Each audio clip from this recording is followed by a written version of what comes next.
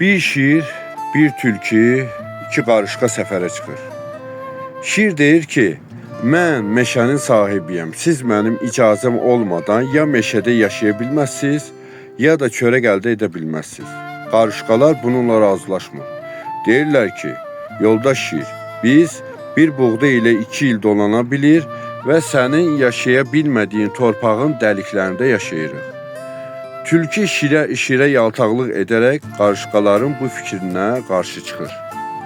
Şir isə deyir ki, səfərdən qayıdan kimi mənim meşəmi tərk edin. Baxım görüm siz harda və necə yaşayacaqsınız.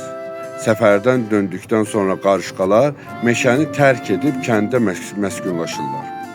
Orada rahat-rahat dolanmağa başlayırlar. Tülkü isə yenə də öz yaltaqlığı və bicliyi ilə şirin meşəsində və şirin hökmləri altında yaşayır. Hekayənin mənası odur ki, zəhmət, qürur, dözümlülük hər zaman yaltaqlığa nifrət edib, hökmlərə, zülmlərə qarşı çıxaraq həyatını gözəl şəkildə davam etməkdir.